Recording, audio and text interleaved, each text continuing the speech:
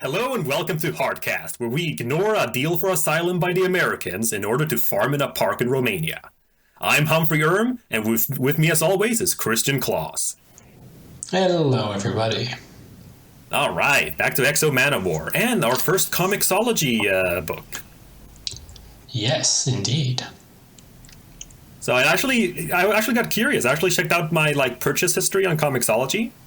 And this was the first, Valiant title I bought on Comicsology. Oh, I was kind of curious, okay, which one did I actually start with? What did I deem most important to continue reading? Because it was okay, so you had read the Humble Bundle first and then bought it on Comicsology? Exactly. Well, the continuation. Okay. I'm not going to buy the ones I already had. No, of course. So I was kind of curious, okay, did I start with Manowar, or, because I had months of just rereading these books here, and then I was curious which one I felt was most important. Yeah. So that's kind of neat. Works well with the order we're reviewing them too, or discussing them. All right. But yeah, no, he's finally back to Earth again. A little all over the place. Old Eric. Yes. So, and I have to say, the first chapter there, just with him in the museum. So it had a very Captain America feel. It did, yeah. Yeah, you were thinking that too? I was thinking that, yeah. Though more extreme, of course. I mean, I don't know, kind of want to do some fan art of Eric talking with Cap and go oh, you think you got it bad? At least you got to meet your wife or, your girlfriend, while she was old. Yeah, but basically, isn't that kind of what it was between Gilad and Eric? I guess so. Oh, you think you have it bad? I can't die, dude. It's oh yeah? Well, shut up. I mean, that's basically what their conversation was. That was a nice, confrontation and interaction. Yeah. It was also a very nice surprise for me. Oh, true. Yeah, I didn't say anything about it. Yeah, I was when I saw the 3 scars on the face, I was like, oh, he's here. I'm so happy. And no, it actually, it paid off. I really like. Again, I think every time I see more and more of Gilad, the more and more I like him. He's my guy. Yeah, and he's a great kind of character, considering Valiant's, I wouldn't say a focus, but they have they definitely have a penchant for history with all their titles. Yeah. Oh yeah. Yeah, I've actually gotten I've thought about that a little bit too, is that, this would be the selling point for me, if you had tried to sell it to me correctly. Not with Quantum and Woody. Yeah, not with Quantum and Woody. But if you could have just been look, dude, it's history. If you would have slapped an Eternal Warrior in front of me, I would have been totally into it. And again, we haven't even read an Eternal Warrior, and I already know that I love it. Yeah, again, like I said, that's... Again, a great idea with the whole adding parts of the comic into the bundle. That's good. I have that as a point here, too. We could actually bring that up now, then. Yeah, great idea. It's like having an ad, like a trailer for the comic, and I love it. I mean, it took me a little bit out of the story. Well, it's a totally different thing now. Yeah, exactly. So I did skip the other 2. So I think there were 3 altogether. I saw that the first one was Eternal Warrior, so I was oh, okay, I need to read this. So I read it, loved it, and then the other 2 I skipped because I was no, I want to read the. You can skip to video after 5 seconds. Yeah, exactly. Which also, have you seen this, that it stopped working now? I don't know. Have you had that already? Sometimes when there's a Google No, but is it that it stopped working? Because I think it's a little psychology trick they've done, isn't it? I think so, because when I go over, it says you can skip this in 5 seconds, 4, 3, 2, 1, and then you go to the button and it's gone. And then I click on the picture and it says this video will start after this ad. Well, is it no? But reread it next time. I'm going to do it too, because I read it as it will start at some point. Like it's kind of like it's not like a lie, but we're conditioned to look like to see that and then go over and click on it. So I think it's something set up so that we actually now, instead of like looking away and then quickly clicking it away, we actually going there to click. Oh, it doesn't work, and now we're spending a few more seconds on it. Oh God. I think that's what it is. Okay, well, I mean, it's off topic here, but I'm so frustrated with that whole thing. Yeah, well. Yeah. So. All right, well, back to Eric. Back to commercials. Back to commercials. So. After these messages. Oh yeah, after these messages. Yeah. No, but we'll be right back. So you like that segment then with the Eternal Warrior #1? Yeah, I did. I mean, we don't really need to talk about it too much. I mean, it's just, I thought it was interesting. Like, oh, cool, he has a daughter. That's pretty awesome. You're gonna live forever, Chris. You're gonna get some poon. Not everyone, Humphrey. Not everyone. Yeah, but that's the thing. He can actually, he can actually play the waiting game. It's like, okay, you put me in the friend zone. Well, you're gonna have a daughter one day, so.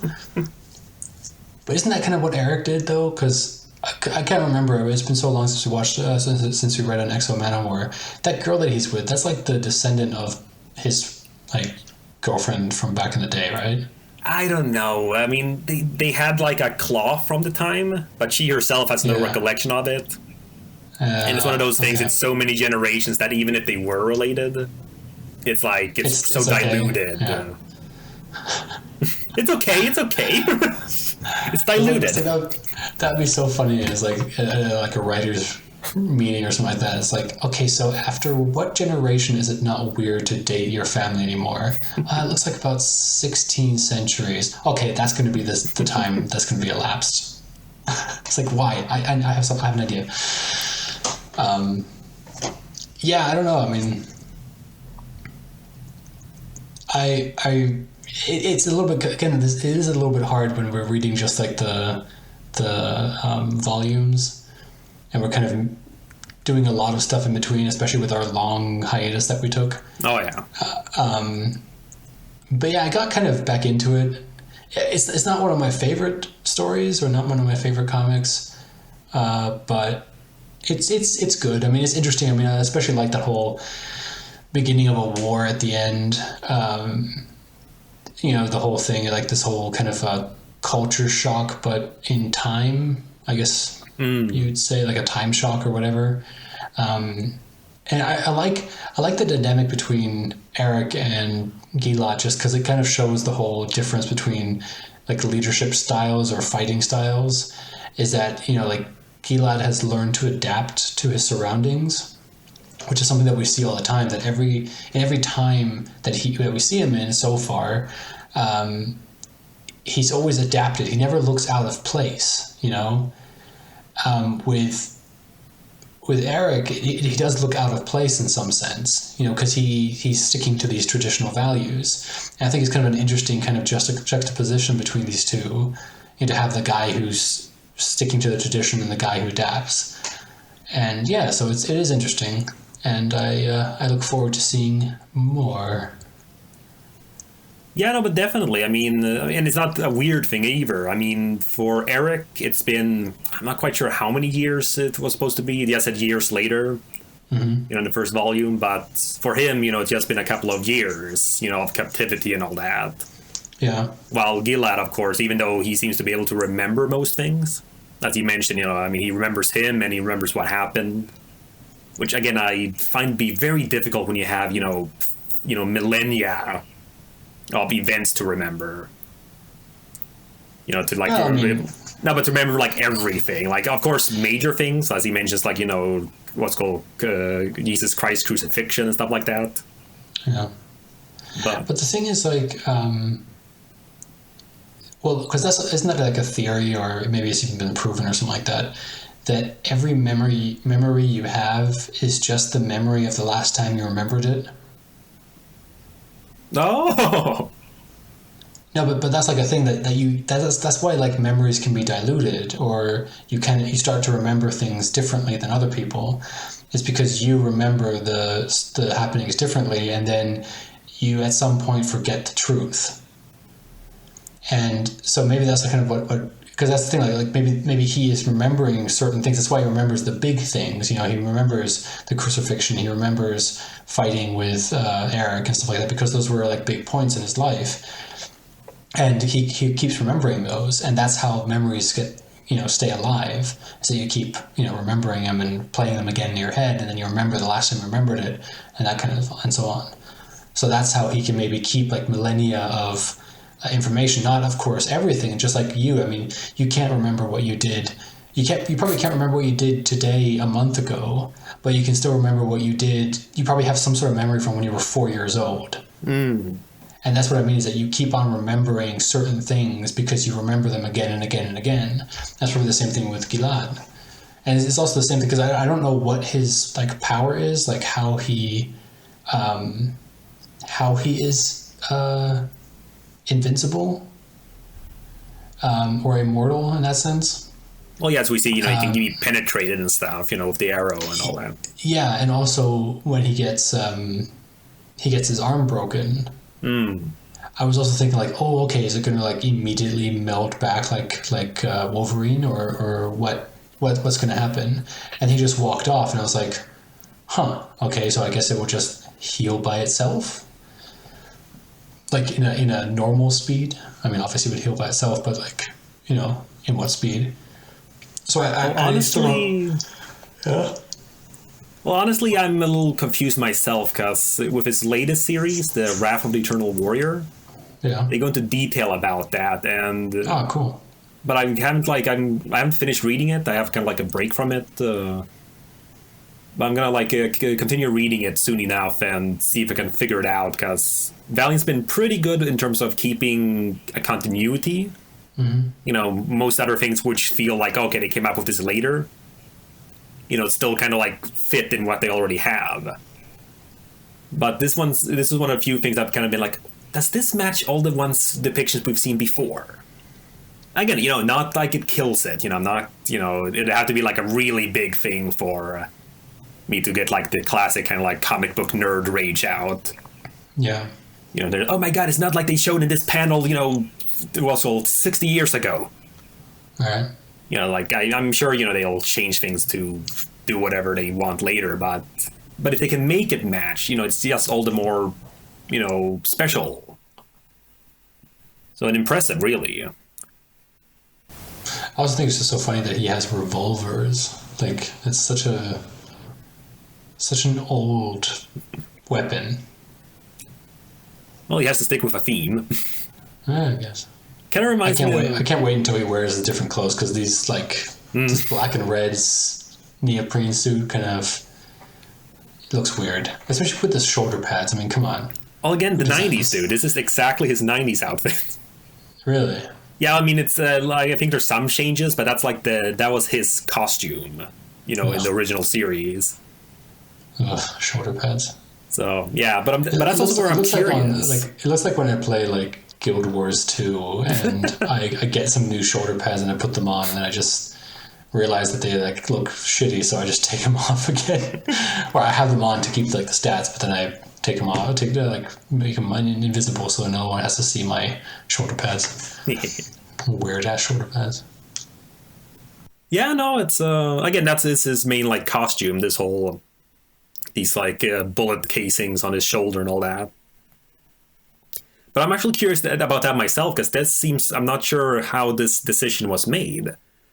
Because, the way you see him is based on like the Valiant and, other like kind of like images you've seen of him with the hood and all that.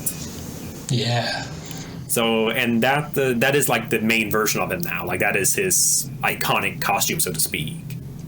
But I don't think there's again, while we're rereading, we'll see, but I can't remember there actually being a proper change, like him actually, all right, got to go back to basics, or, do this. It just seems time for a costume change. And then you have the whole thing, him coming out of like a cave or something like that, and then people sitting there like shaking their heads and nodding. Yeah, that's what I mean, though. It kind of feels like it was just like a meta thing rather than a story thing. Like, you know what? This costume is kind of outdated. Yeah. So, you just want to switch it? No explanation? Yeah, yeah, yeah. Then again, doesn't matter.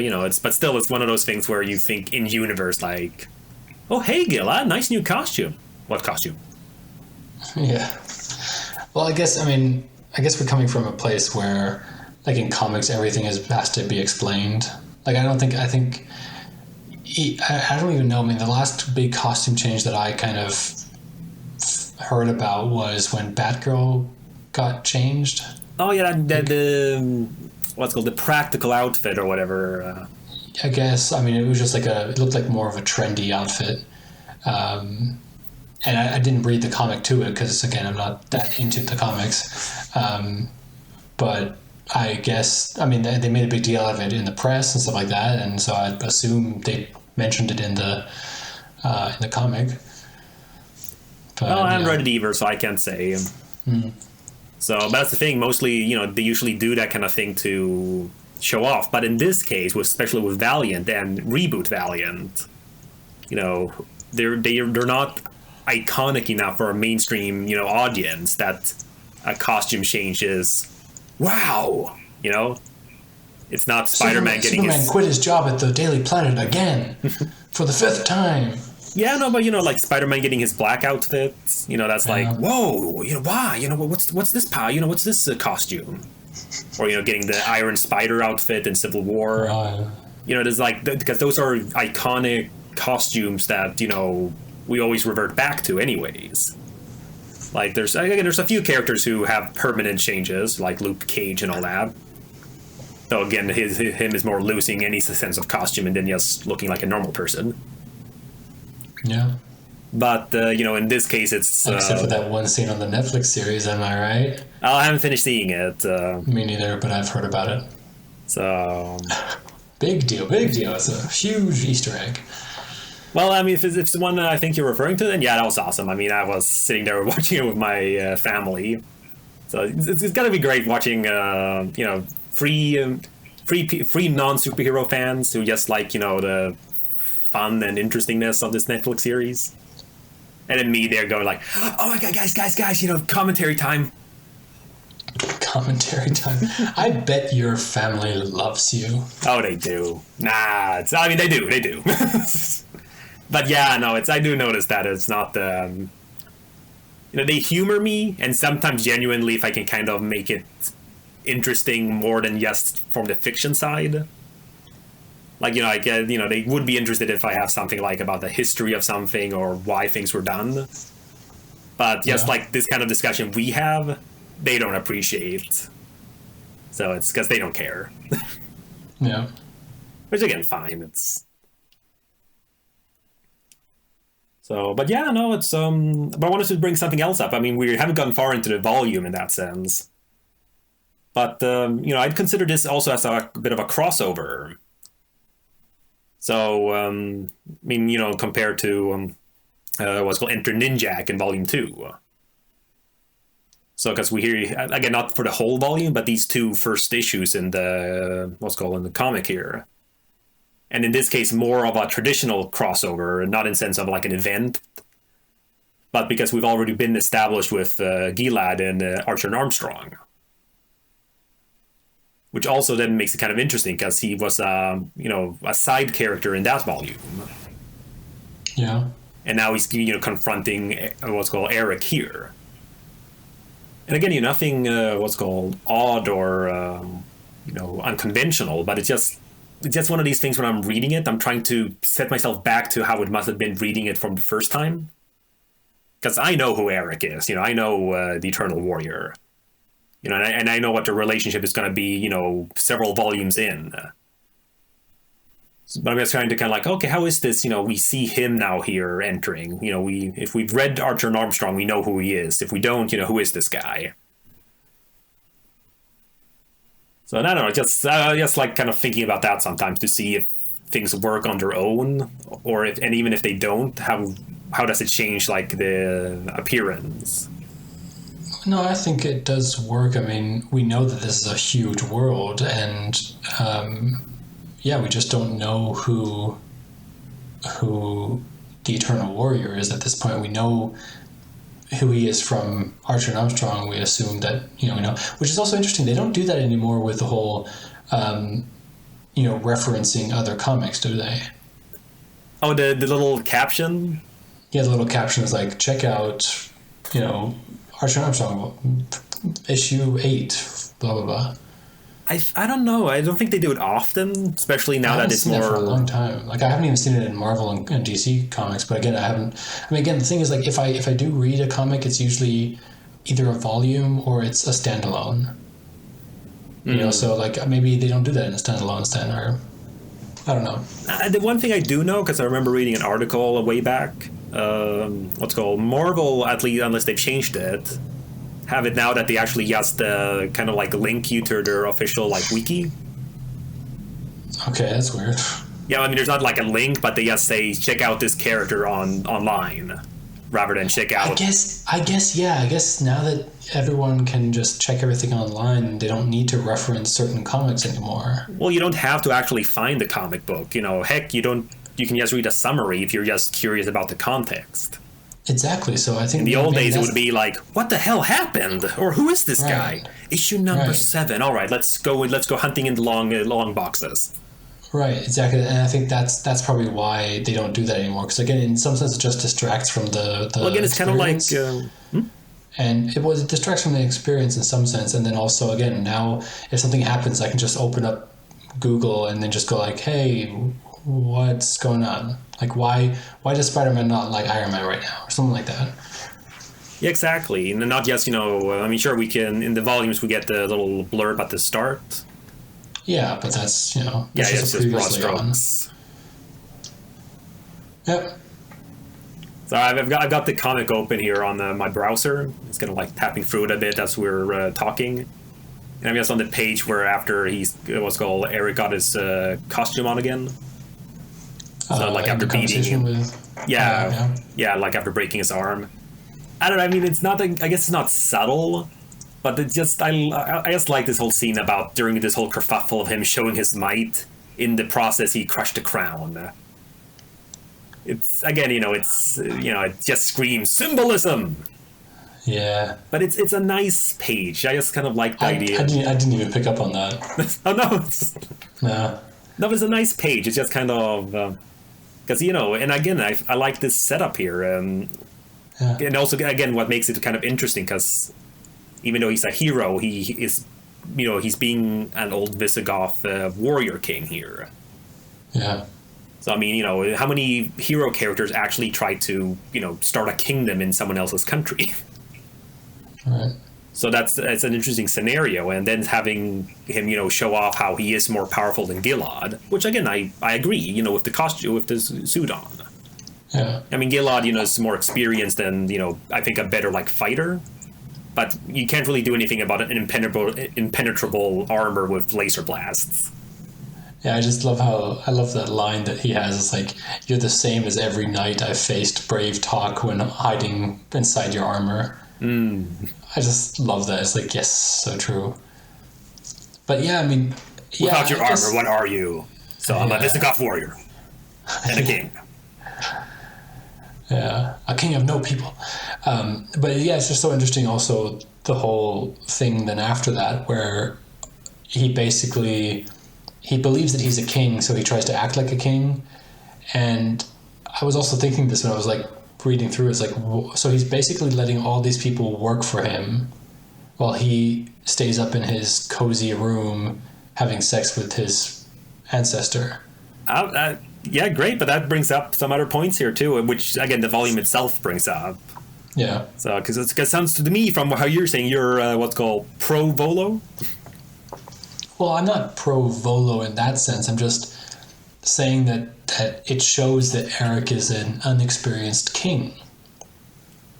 And a real king in that sense would recognize that he is basically condemning his own people to slavery because, it is one of those things where it's just like, you can't say like, okay guys, we're here, now do the work, it doesn't work like that anymore. And I mean, obviously if there's like an established regime or established like status quo in that sense, where there are peasants who then do the work and then the king is in the thing, I don't know how you would, justify it, but there is some sort of justification there, because you can say, well, the kings have been taught to be rulers, to be fighters and stuff like that, and the peasants are there to do the field work and stuff like that. Everyone has their jobs, but here it's just basically like, oh, okay, so he's up there having sex all day, looking down at us while we work hard trying to make this place livable. And yeah, so I don't believe what Volo is doing is right either, because he's basically just stealing from other people. True, but he doesn't understand that either. I mean, this is such an alien world for him. For all he knows, food spawns from these weird structures. Yeah, true. But that's a nice scene. I always like stuff like that. I've always had like a penchant for like that old French movie with Jean Reno, the one with the knights who travel to the present. Yeah. And there's just something fun with, old-timey people seeing, like, modern world and go, like, look at this. So, and just the idea of all these, like, I mean, again, they're not even Visigoths in that sense anymore, but, yeah, Visigoths just for simplicity's sake. Just playing around with, like, Pringle cans and stuff like that. Just... Yeah. But again, it also does something that I like, it kind of shows you an appreciation for what we have. Because, like a market like that, that's so typical for us. But the idea then they're like, look, we have come with, spoils. It's like, oh, wow. So much food, and it's all, like, packed, and so much variety. It's like, it is amazing. I really wonder how they would like, react to a lot of the food. I mean, like in that first guy who bites into that loaf of white bread. I would have so loved him to be like, what is this? Like, this is not bread, this is air or something like that, just like... So soft and chewy. Yeah, because they're obviously, like, used to really hard, dense bread, and they get this airy kind of loaf of white bread where they're just like, what is this? This is not nutritious. Like, if they care. And I love how I was going to say, I don't think they're going to be all, is this gluten-free? But I love how, like, all of them have, like, there's the guy throwing up a soda bottle, there's a Pringles can, there's, like, cereal and chips flying around. They're gonna get fat. So, well, again, it's, especially for them, that's probably something they never thought they'd be. Yeah. No, but that's the thing, there is this kind of, like, because, again, it's one of these scenarios where that doesn't really work in our world, with this whole, like, time travel displacement stuff. In terms of, like, trying to get, like, okay, what's the real world equivalent of this situation? Yeah. Because the thing is, what's called Auric has, still knows about, like, the Visigoth culture. He knows what was done. Yeah. So he just wants to recreate that and thinking that that's the best thing possible. Well, then these former slaves now from what's called the Vine's home planet, they don't know anything of this culture. And as Volo says to, I can't remember his name, the guy who gets kidnapped later. But, as they say while they're working, what were we doing back on the planet? We were tending the gardens. Say, what are we doing now? Right. Look, you're even whispering. Exactly. It's like, and again, and I like that. That's one thing it's one of the reasons, again, why I like Harbinger, as I've said. I like that, both sides are kind of wrong. So in that sense. And the same thing here. It's not Auric being correct all the time and everyone else being an asshole. Yeah, exactly. It's a miscommunication and a conflict of ideals. Right. And that's why I like it. And as I said, he's an inexperienced king, and I like to see that because he's not perfect. And it would be uninteresting if he was a perfect king. I mean, how boring would that be if then not only, because now we have so many different stories to tell. We have the story of the revolution within. Then we have him fighting against an army that's the American army or the world's army. And it's interesting because there's so many things going on. I mean, how boring would it be if like the whole Visigoths were just all united from the beginning and everything was great, everything was happy, and it was just a normal war film of these two sides just fighting each other? How boring would that be? Exactly. Again, I like it. It's an interesting scenario, and especially then something that I really love about these kinds of stories is I guess I'd call it, realistic, like, political action. Yeah. I mean, with with that guy from the Volume 2 coming over, Dorian. Was it Dorian? So I forget the name. So from the CEO of Orb Industries. Yeah. What is a CEO? I have not cared to find out. So no, but yes, this whole sense of him explaining it. Look, 7 nuclear-powered countries, like nuclear-armed countries, are pissed off at you right now. Alexander Dorian. Okay, I don't know. I was right with Dorian. But that kind of thing there is like, yeah, again, it's such an odd thing, and it only works because, because Auric has no idea of the current political climate. Right. And him not caring, even if he did, I'm sure. Because he just wants, he's a traditionalist and wants things how it was. Entering a country that, hasn't been Visigoth territory for, centuries. Yeah, 16 centuries to be exact. Exactly. That kind of thing. And it's like, yes, I don't care. I just want to do what I had. Yeah, but dude, there are people living here now. So, and it's not, no one cares, and yes, the whole thing with NATO and stuff like that. And, it's like, oh man, this is so complicated. Yeah. And just everyone kind of spying on it, the drone there early on. So are they farming? Exactly. Yeah. It's like, again, it's just such a weird thing. What are they setting up a communications tower? No. Are they, reconning? No. So what kind of invaders are these? It's like this very humble invasion force. They just want this one plot of land.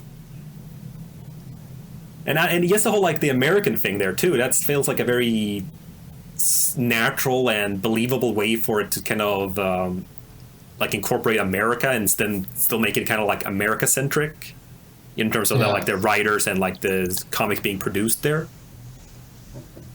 But it doesn't feel like it's not like the whole like Marvel, every superhero lives in New York. Yeah, exactly. Which again, I get it. They lived there when they were doing it. It's easy enough for reference, and it's what they know. But but then you kind of like, oh wow, what is going on in New York? But here, like, it makes sense. They want to give them asylum. But for selfish reasons, they want the technology. Right. But they're trying to do the carrot rather than the stick. Again, I just like it. It's interesting. So yeah.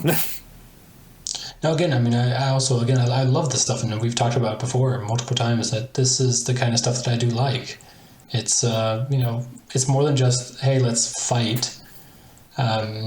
It's more of this kind of like discussion a little bit too. Like it's more complicated than just, I don't like you, so I'm going to punch you kind of thing. And not just a misunderstanding either. There's like no misunderstanding here.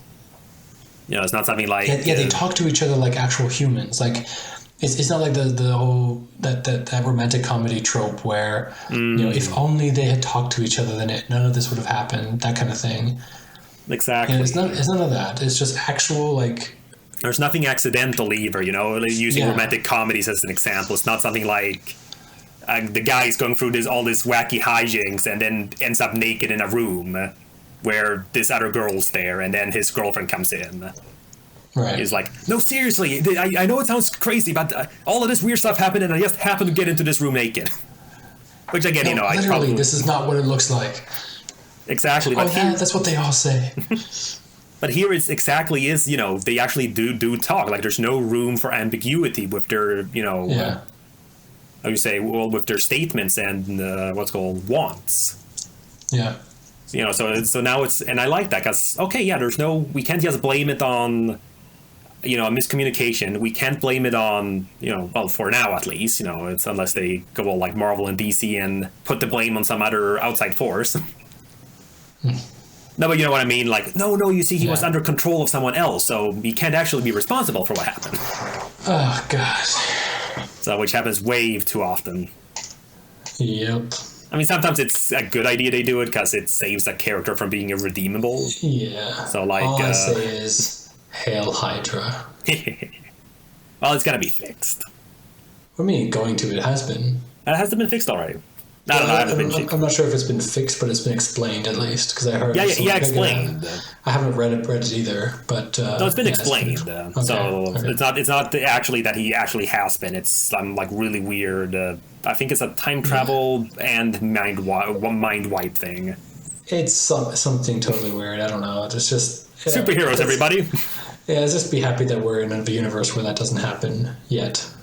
Again, as I'm trying to think myself from what I've read. I've read most of I've read everything up to a certain point, and I can't remember anything particularly like that.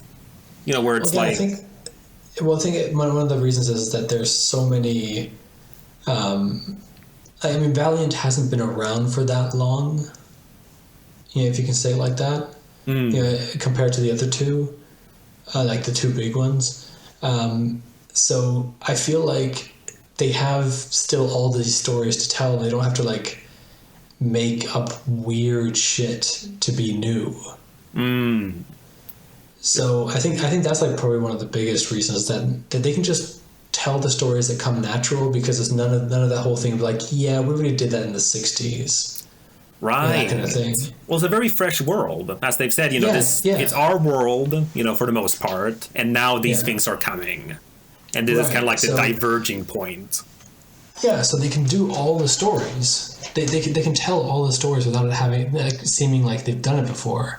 And that's what I mean is like with Batman. I mean, how many stories are you going to tell about him fighting the Joker? I mean, at some point you have to have the Joker tear off his own face, But that's what it means. Like at some point it just gets to this proportion where it's just so ridiculous. Where it's just like, really, this is what we're doing now? I mean, it's good, yeah, but the premise is just so weird and so out there. And I feel like with Valiant, the premises are still very tame, but that also might be just because we're at the beginning of it, Well, it's fresh. I mean, for me especially because I've only read 16 volumes so far. Well, yeah, this is 17th now, so yeah, this is the 17th, yeah.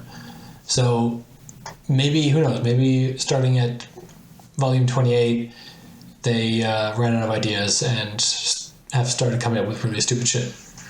I don't know. Yeah, no, I agree. But that's the thing. It's like I said, it's still fresh. Like they haven't come to a status quo yet. So because again, if you take something like Spider-Man, yeah, you kind of have like the classic setup there in terms of let's call teenager in a costume, uncle dies, fights crime, has an aunt, and that kind of like that gets sexier every movie. So that's actually one of those things where I feel like it actually kind of makes sense because I've always wondered about so how old were her Aunt May's parents when they had then Peter's mom? Yeah. I was just gonna be like, wow, I'd be like, are you really having another kid? I'm already in my 50s and you're gonna have a kid now? Wait, 50s? What? I don't know. She just looks so old in like the classic comics. Oh, really? In the comics? I thought you were talking about like the movies. I was like, wait a minute. Well, even the first Sam Raimi movie. Yeah, but wasn't he already in college at that point? Well, high school in the first movie. Yeah, I guess, yeah. So, I mean, of course, you're going to have like a 30-year-old play a teenager. Yeah. So, but what I mean is, we don't really have like a sort of like point where we're like, okay, there, now we got our formula. I mean, first volume of Exo Manowar, okay, it's an origin story in terms of how he gets the power, but it ends on it doesn't end on a happy note. It's like he's back to Earth, but now it's the future. So like, oh, well, it's not really like a point. And he doesn't like make a big thing about, okay, I shall now use these powers to fight crime. Volume 2, okay, he's still kind of like fighting people and then decides, after killing off some more people and all that stuff, goes to the planet to get revenge. Yeah. Gets revenge. And now he comes back and now he just wants to, get back to how things were. Like, there's no point where it's like, okay, now we've done our like setup. Now we have our like TV show scenario set up, and we can just make episodes out of it. It's like one long serial with big changes happening. So it's kind of like I've always said, like, it was when what I was so surprised about watching Arrow the first time, how quickly they changed things up. Yeah. But even then, things were really happening every episode. Exactly. I knew, we knew, of course, that Diggle was gonna, be part of it at some point because it was like so telegraphed. And nothing wrong with that, but like, okay, yeah, something got some. But I thought like, okay, it's probably gonna be like maybe season finale or something, and like really drag it out. Oh, no, that was pretty quick. Oh, that was pretty quick, and already this. Yeah. And for me, the concern was in terms of, have they done everything they could with the current setup, as well as do they have enough material to always do this? But even then, they still had a setup of him, following the little list in his book. So you still had like a formula. You just had things happening that changed the formula. This doesn't have a formula yet. Besides, that's kind of taken a nosedive, hasn't it? That whole list. Well, it's not important anymore, I guess. There's... I haven't seen that for a long time. Well, it's not important anymore, in sense of, we're getting off track, but, just to answer it. With the thing with the metahumans and all this other stuff, with now the superpowers and stuff like that. Yeah. It's, it's stuff that comes after the, book was written, so to speak, the list. So basically, these are new problems that are more important and irrelevant to the book. So, yeah, I guess so. Yeah. But you're right; it was kind of like a big thing of that, and kind of a nice framing device in terms of why he goes after who he does. Yeah, and now it's just it's completely died out. I haven't watched the new season at all. I haven't seen any of the new CW seasons, but yeah, it's kind of died out. I haven't seen anything about the list. Long time. But yeah, topic for another day, another podcast, whatever, if we ever get to another one. So, do you have any more questions about X of Manowar Volume 4 Homecoming? Well, the only thing I have left, because again, as per usual, we kind of go back and forth, in terms of, like these questions and answer them naturally. But Harada makes a quick appearance at the end. Yes, he does. And again, that's another thing I really like. We were talking about how I like it kind of has this realistic political angle in terms of how people are reacting to this crazy thing. But now we have another thing which I always, we brought that up before with the other superhero worlds. Why aren't they asking, the Fantastic Four for help? Why aren't they, asking these people for help? Yeah. Like Superman could have fixed this easily. Why aren't we asking him? And here, they're actually doing that. They've been scoping it out, they've tried something, and now they're talking with a very powerful man who, can actually help them. Yeah. And it's like, yes, it's a smart thing to, and the world's young enough and small enough that they can do it without it getting like cluttered. Yeah, exactly. You don't have to have every single hero from everywhere come in. You can just be like, look, we need your harbingers. Is that the one? Yep. Okay, good.